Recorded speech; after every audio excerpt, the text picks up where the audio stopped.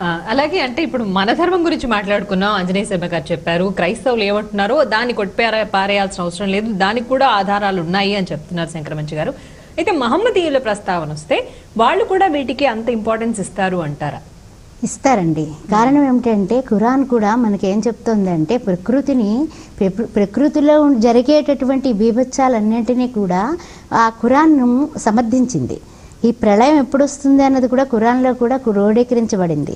అయితే వాళ్ళు ఏమిటంటే మహమ్మడియన్స్ అందరూ కూడా చంద్రుణ్ణి పూజిస్తారు. ఇప్పుడు రంజాన్ మాసం అంతా వాళ్ళు ఉపవాసం ఉండి 42 దినాలు ఎంతో ఆనందంగా ఎప్పుడైతే వస్తాడు ఆయన చంద్రమ మనస్సోజాత అంటాం మనం మన యొక్క దీని ప్రకారం. కానీ వాళ్ళు చంద్రుణ్ణి మానసికంగా శారీరకంగా ఉపవాస ప్రార్థనలు చేస్తూ మహమ్మడియన్స్ పూజిస్తారు. అందువల్ల ప్రళయాలు వస్తాయేమో అని వాళ్ళు భయపడతారు. కారణం ఏమిటంటే ఇప్పుడు మనకి ఈ అరబ్ కంట్రీస్ అన్నీ కూడా సముద్రంలోని రకరకాలైనటువంటి ఆయిల్స్ తీస్తూ ఉంటాయి.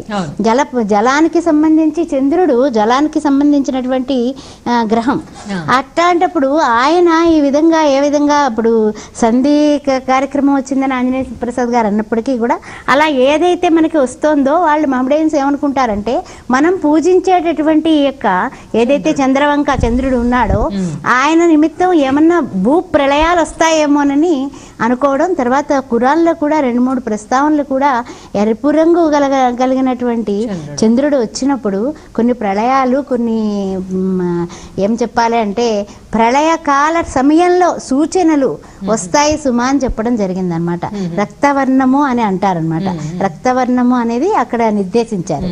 అందువల్ల ఈ ఖురాన్లో కూడా ఈ మాటని మాత్రం అన్నారు ఈ మహమ్మడియన్స్. అందుకని వాళ్ళు కూడా భయపడుతున్నారు. కారణం ఏంటంటే భయం అనేది అందరికీ ఉన్నాయి. కారణం ఏమిటి? నెగిటివ్ ఎనర్జీస్ భూమి అంతా కూడా ఎనర్జీస్ అంతా ఉత్పాదం అవుతూ ఉంటాయి. కారణం ఏంటి అంటే ఈ యొక్క గ్రహం ప్రభావం వల్ల. అందువల్ల ఎవరి దేశానికి దగ్గరగా బెల్జియం కానీ లేకపోతే యూరోప్ కంట్రీస్ కానీ ఎక్కడ ఎవరు ఉన్నప్పటికీ కూడా ఎవరి బాధ ఎవరి భయం వాళ్ళకి ఉంటుందన్నమాట.